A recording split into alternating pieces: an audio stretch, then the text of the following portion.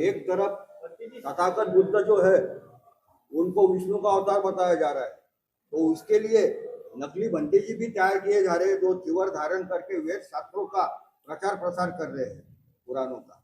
और अयोध्या का हमने निर्णय देखा कि अयोध्या का जनमानस का उन्होंने विचार करके कि भाई राम पूरे मनुष्य में व्याप्त है, इसलिए वो अयोध्या दे दिया। लेकिन बुद्ध गया जो है महाविहार, वो क्यों नहीं मिल पा रहा है, और इसके लिए क्या करना चाहिए? देखिए, पहली बात तो ये कि जो भारत को विष्णु का अवतार बता रहे, उनकी हैसियत क्या है, बताने वालों की हैसियत क्या है, बात उनकी माननी चाहिए जिनके पास हैसियत है। तो बात मानो बाबा साहब अम्बेडकर की, क्योंकि बाबा साहब अम्बेडकर ने 14 अक्टूबर 1956 को कहा, मैं कहूंगा विष्णु महेश को ईश्वर नहीं कहूंगा। उनकी हैसियत है, क्योंकि उन्होंने बाबा साहब अम्बेडकर ने भारत को संविधान दिया है, संविधान को माना। और उस समय 389 संविधान सभा के सदस्यों ने सिग्नेचर करके थे कि बाबा साहब अम्बेडकर ने तो संविधान लिखा और अटूट है, सत्य है, सही है, परिपक्व है।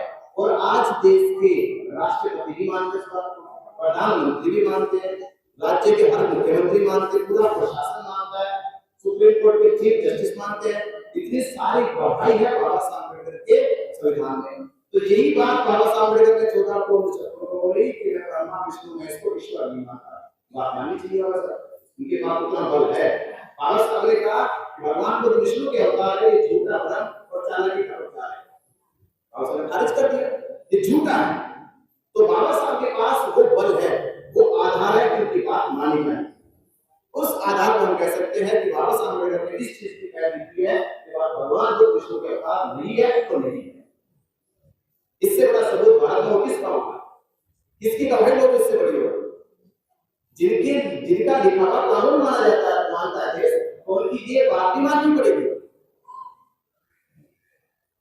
तो ये मैं कहूंगा। और दूसरी बात ये कि सब धर्म के लोग एक चीज समझ ले, बौद्धों की संस्कृति विरासत को मिटाने का केवल एक बार नहीं, सैकड़ों साल से ये प्रयास किया जा रहा है। उसमें कहीं कहीं तो बौद्ध संस्कृति को मिटाने का प्रयास किया गया, कहीं दबाने का प्रयास किया गया, कहीं उसे हटाने का प्रयास किया, कहीं उसमें मिलावट करने का प्रयास किया गया। पर आज भी बाबा साहब अम्बेडकर कहते थे कि बाबा साहब शिक्षा लेते तो कहते कि मुझे भारत में और भारत के बाहर अगर कोई मूल संस्कृति दिखाई देती तो उसमें देश संस्कृति की बात करते थे, थेरवादी की बात करते थे कि इनके पास तो भगवान की मूल सभ्यता है, मूल शिक्षा है, मूल संस्कृति है। तो इसलिए बाबा साहब अम्बेडकर ने 14 अक्टूबर 1956 को थेरवादी भिक्षुओं को बुलाकर उनसे विनती की। तो आज विश्वास नहीं है कि अगर भारत के बुद्धिस्ट लोग अपनी बौद्ध संस्कृति को बचाना चाहते तो उसकी मूल संस्कृति देश संस्कृति के अनुसार ही अपने धर्म का पालन करें। नकली चिवर जो है, वो नकली चिवर, एक ही मिनट खाली, नकली चिवरधारी जो है उनका चिवर उतारने का कोई प्रावधान नहीं है क्या धर्म में? वो गलत बातें बता रहे हैं, प्रसार कर रहे हैं। देखिए, हमका बहुत सारे पालन है और ये भिक्षु सर का निर्णय है, और भिक्षु सर ये निर्णय लेता है कौन नकली कौन असली है। एक प्रक्रिया है, एक प्रोसेस है, उससे गुजरने के बाद ही ये निर्णय लिया जाता है कौन नकली कौन असली है। और समय समय पर विश्व में इस तरह के कदम उठाए हैं।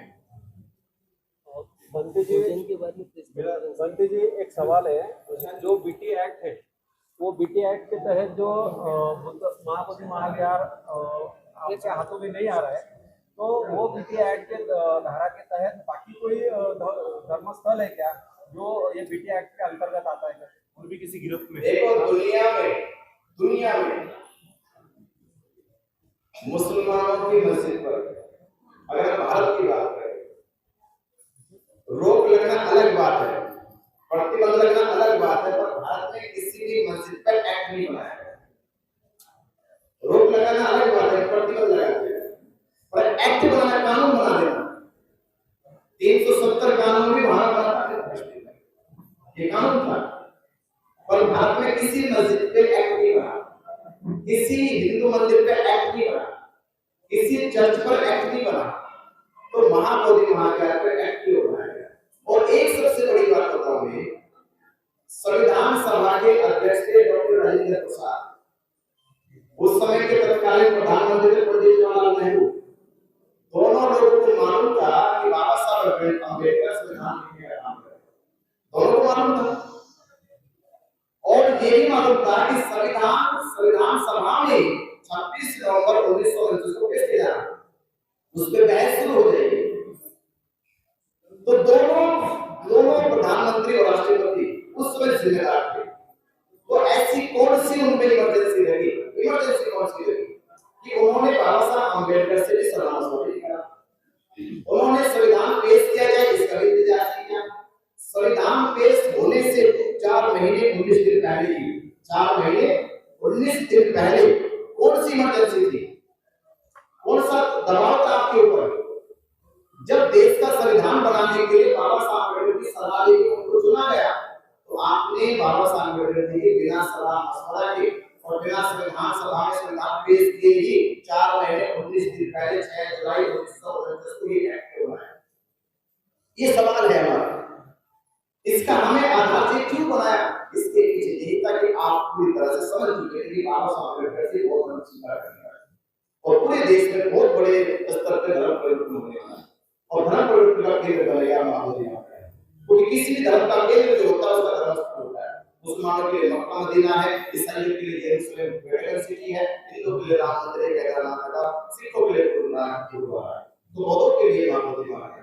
तो ये जानबूझकर के बौद्धों के साथ जो एक कानूनी छल किया जाए और वो कानून बनाकर एक मैनेज को उसका लिमिटेड मालिक बना दिया गया, ये बेटी एक्ट था। और कोई गिरफ्त में है और ऐसा कोई बिल्कुल पर प्रतिबंध है या ऐसे औपचारिक कब्जा है इनका एक्ट नहीं बना। एक मेरा सवाल है कि आने वाले जो बिहार में चुनाव है, तो इस आंदोलन के कारण सत्ताधारियों को नुकसान होने वाला है क्या? इस आंदोलन का क्या लगता है?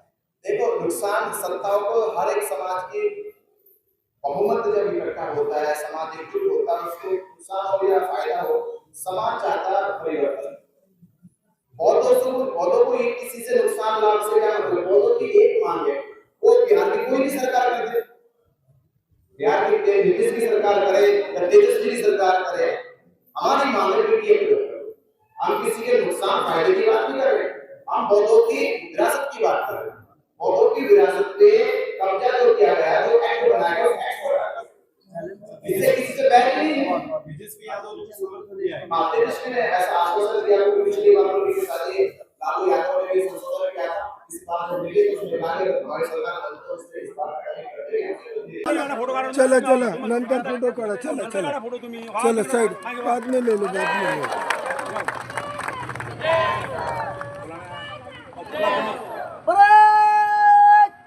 धर्मध्वज को सलामी देंगे, सलामी दो।